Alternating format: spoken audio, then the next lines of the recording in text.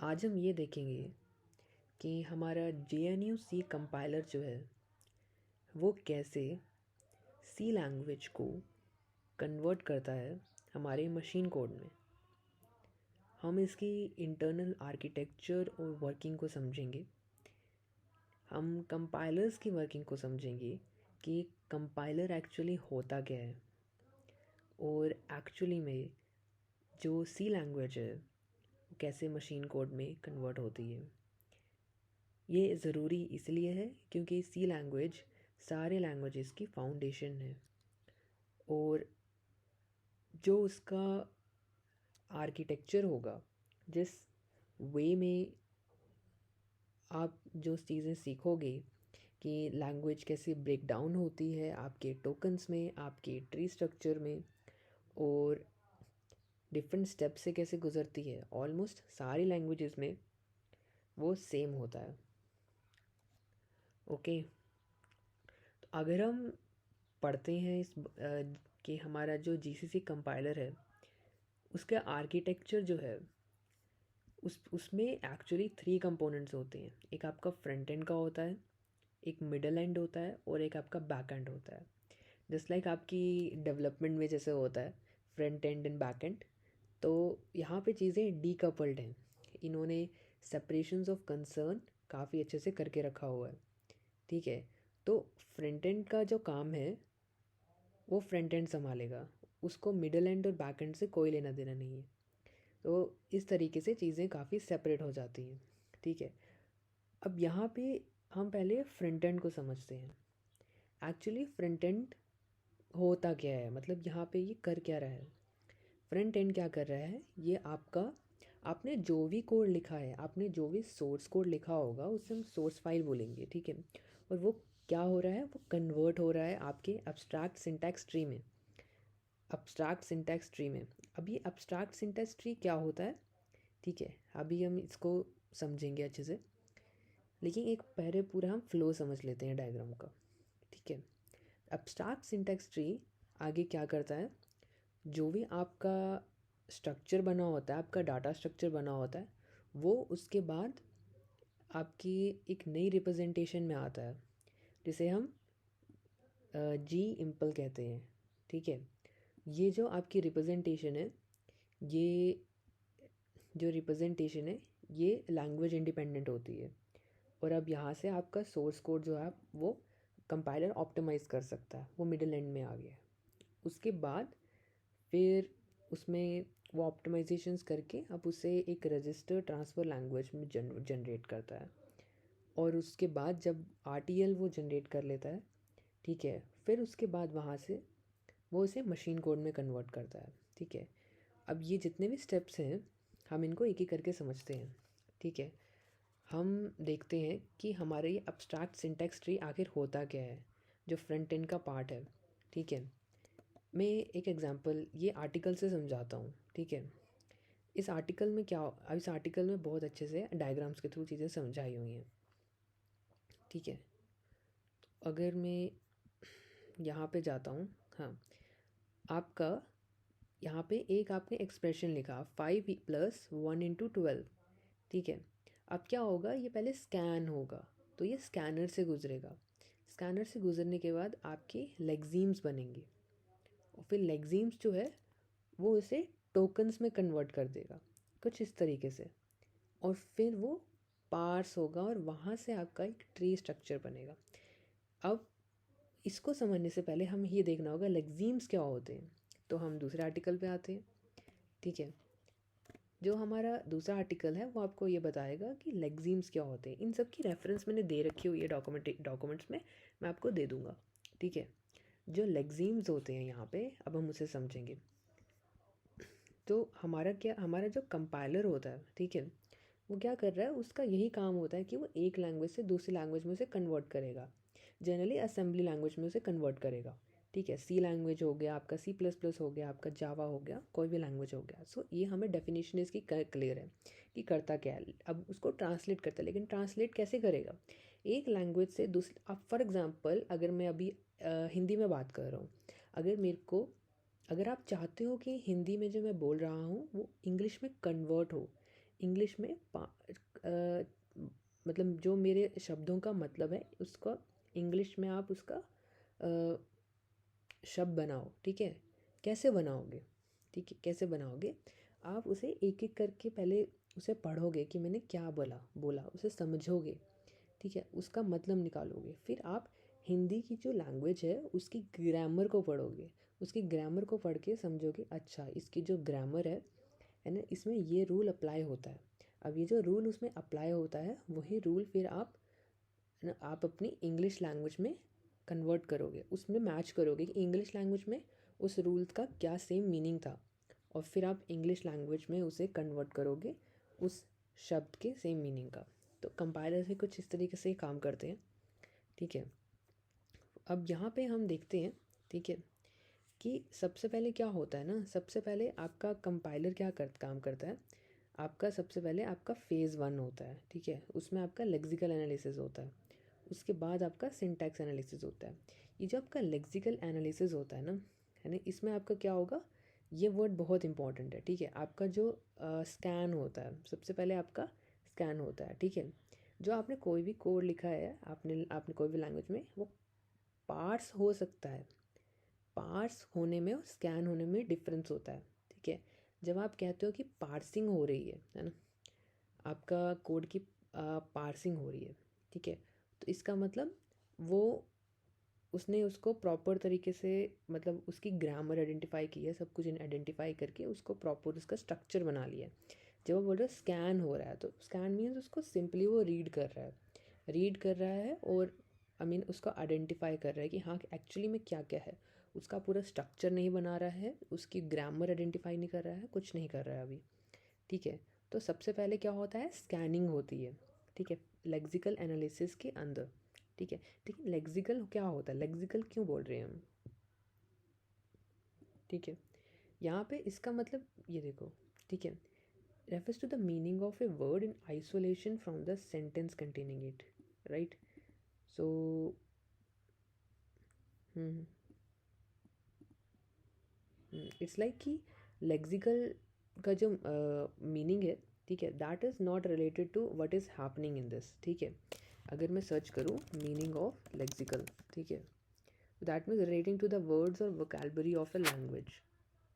तो it relates to the, मतलब जो भी आपके वर्ड्स होंगे, आपके जो भी टोकन्स होंगे आपके लैंग्वेज में, आपके सोर्स कोड में जो आपने लिखे होंगे, ठीक है, उनके बीच में रिलेशन फाइंड करने की कोशिश करता है वो।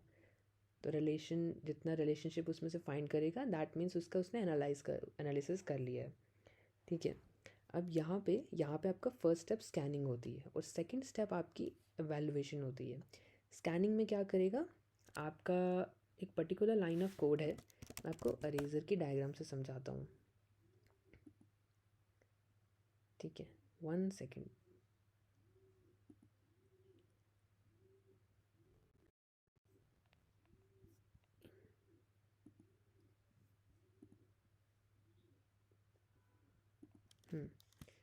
तो यहाँ पे मैं एक एक्सप्रेशन लेता हूँ, ठीक है, int x is equals to 10, okay.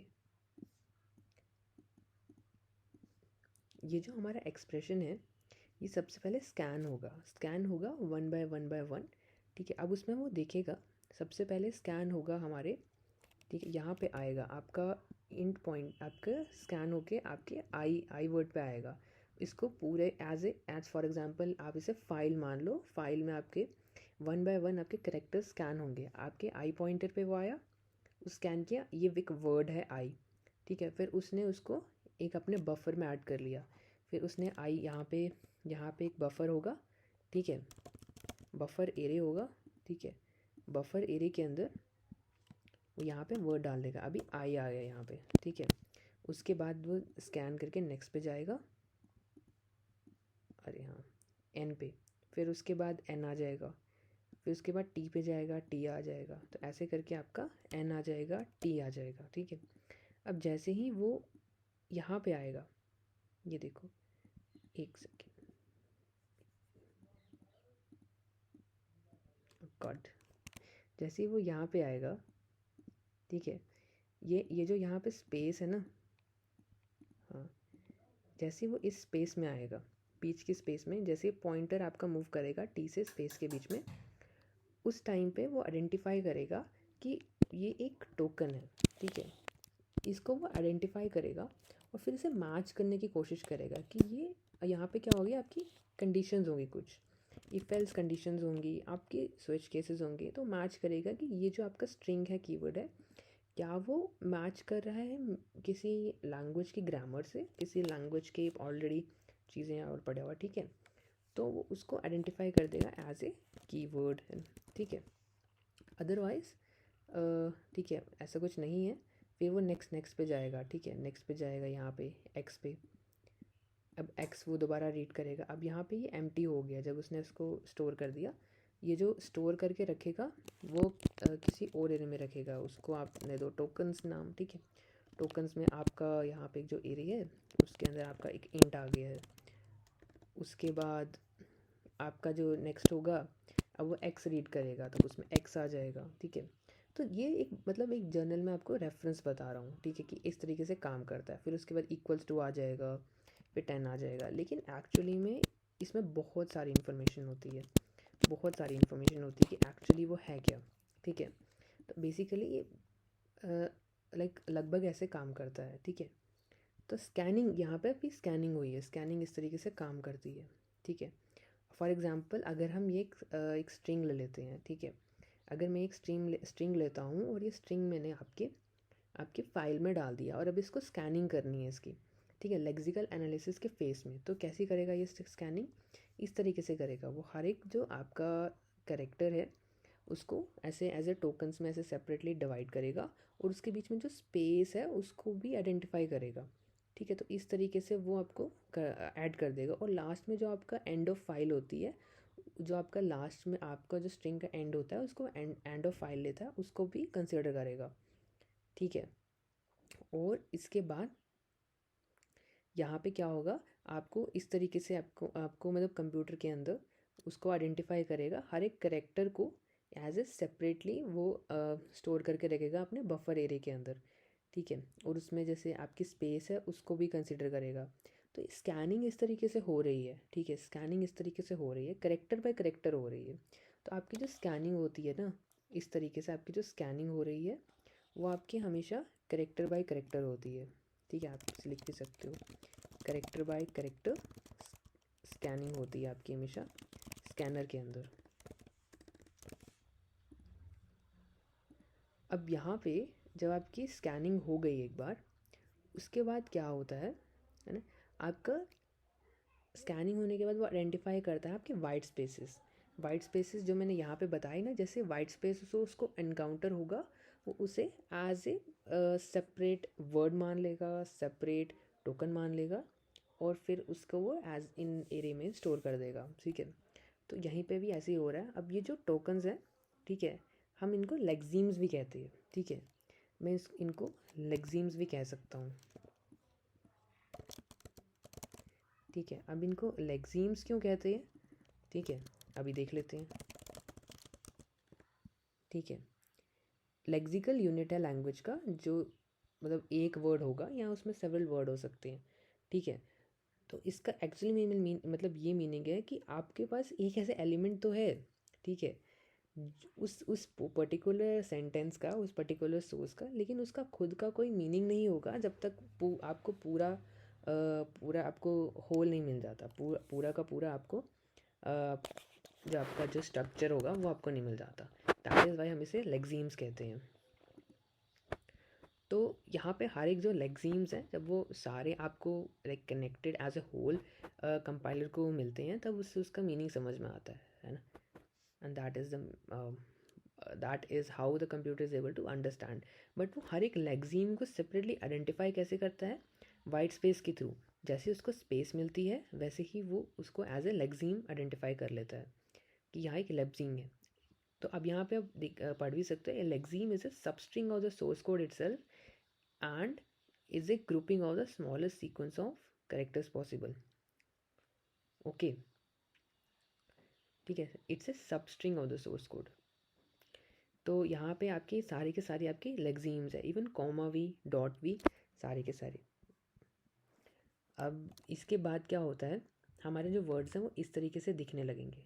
ठीक है, यहाँ तक आपकी अभी तक पार्सिंग नहीं हुई है, यहाँ तक आपकी स्कैनिंग हुई है, क्योंकि उसने उसको अभी तक उसने ये आइडेंटिफाई किया है कि वर्ड्स कितने सारे हैं, यूनिक वर्ड्स, यूनिक लेक्सीम्स कितने सारे हैं। ठीक है, जब उसे लेक्सीम्स मिल जाएंगे, अब वो उन लेक्सीम्स का मीनिंग फाइंड आउट करेगा। अभी तक उसने उसका मीनिंग फाइंड आउट नहीं किया, उसको कुछ पता नहीं है कि एक्चुअली में वो है क्या, उसको उससे कोई लेना देना नहीं है। ठीक है, वो काम है इवेल्युएशन का, वो काम है इवेल्युएशन का। तो अब वो इवेल्युएशन होगी। ठीक है, अभी तक स्कैनिंग हुई है। ठीक है, अभी स्कैनिंग के बाद सेकंड स्टेप में हम आएंगे। ठीक है, इवेल्युएशन में, कि एक्चुअली वो जो वर्ड है उसका टाइप क्या है, और अब उसके बाद उसे हम टोकन्स में कन्वर्ट करेंगे। ठीक है, टोकन्स क्या होते हैं, वो आपके यूज़ होते हैं आपके आगे आपका सिंटैक्स एनालिसिस फेज में, जब आप पार्स ट्री बनाते हो। ठीक है, ऐसे अगर आपके पास जो लेक्सीम्स हैं, आपके पास ये जो वर्ड्स होंगे, ठीक है, इसका अगर कुछ मतलब ही नहीं समझ आएगा अगर कंप्यूटर को, तो वो इसका क्या करेगा, है ना, कैसे प्रोसीड करेगा, आगे नहीं कर सकता ना। तो उसको उसे टोकन्स में कन्वर्ट करना पड़ेगा। टोकन्स में कन्वर्ट करने का मतलब है कि हर एक लेक्सीम का वो एक मीनिंग फाइंड आउट करेगा कि एक्चुअली में वो है क्या। ठीक है, वो उसकी टाइप क्या है, उसका एग्जिस्टेंस क्या है।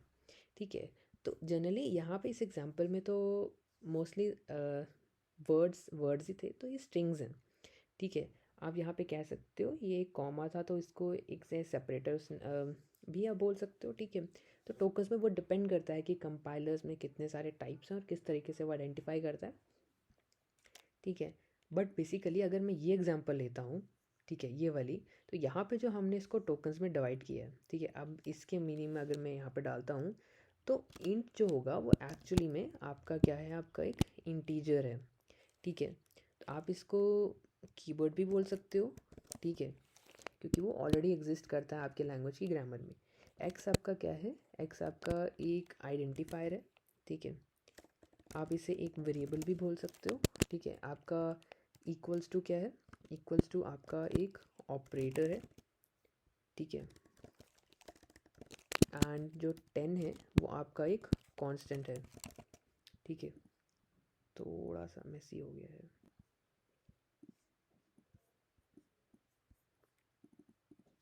राइट,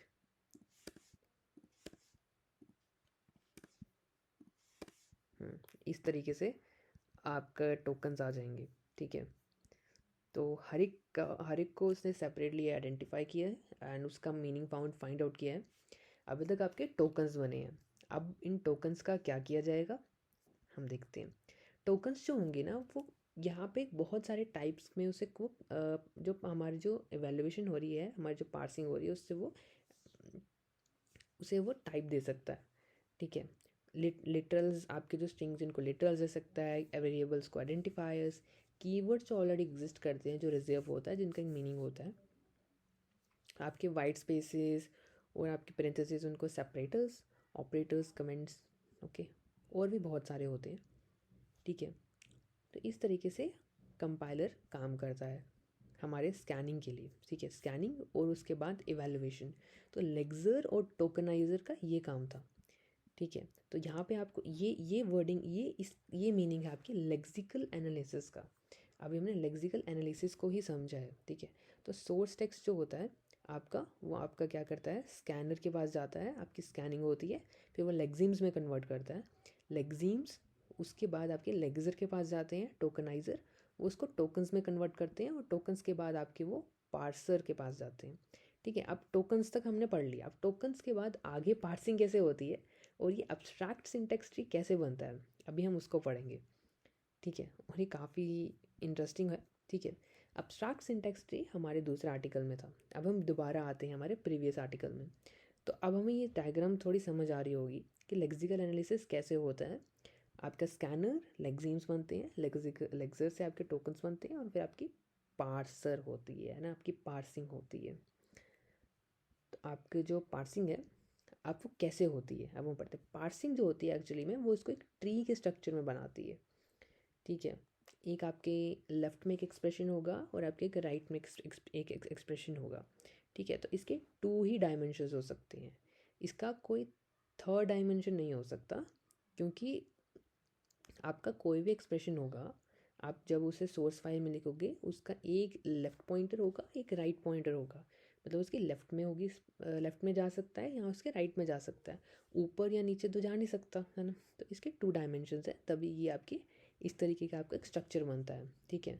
तो अभी हम देख रहे हैं कि आपके जो टोकन्स हैं, टोकन्स आपके पार्स ट्री में कैसे बनते हैं, ठीक है, आपके ट्री में कैसे बनते हैं। अब ये एग्जाम्पल जो दी है इसको मैं थोड़ा सा एक्सप्लेन करता हूँ, ठीक है। आपकी यहाँ पे जो एग्जाम्पल दी हुई है, यहाँ पे आपकी दी हुई है 5 प्लस ओके 1 इंटू 12, ओके, ये आपकी एग्जाम्पल दी हुई है, ठीक है। अब ये जो एग्जाम्पल है, ठीक है, इसको आप अंडरस्टैंड कर चुके होगे कि ये टोकन्स में कैसे कन्वर्ट होगा, ठीक है। आप इसे एज ए सेपरेट टोकन्स मान लो कि आपके यहाँ पे 3 कॉन्स्टेंट्स हैं, आपके 2 ऑपरेटर्स हैं और 2 आपके सेपरेटर्स हैं और ब्रेसेस हैं, ठीक है। अब यहाँ पे हम इसका पार्स ट्री बनाएंगे। पार्स ट्री हम कैसे बनाते हैं, हम स्टार्ट करते हैं यहाँ पे राइट साइड से, ओके, राइट टू लेफ्ट हम जाएंगे and then we identify based on the हमारी जो प्रेसिडेंस होगी उसके बेसिस पे, ठीक है। तो सबसे पहले आपका यहाँ पे आपके जो पैरेंथेसिस होंगे, ऑफ कोर्स सबसे पहले वो इवैल्यूएट होते हैं। तो आप एज्यूम कर लो कि सबसे पहले आपका मल्टीप्लिकेशन होने वाला है, ठीक है। मैं आपको ये बता रहा हूँ कि पास ट्री कैसे बनाते हैं, ठीक है। मल्टीप्लिकेशन के लेफ़्ट साइड में क्या है, 12 है, राइट।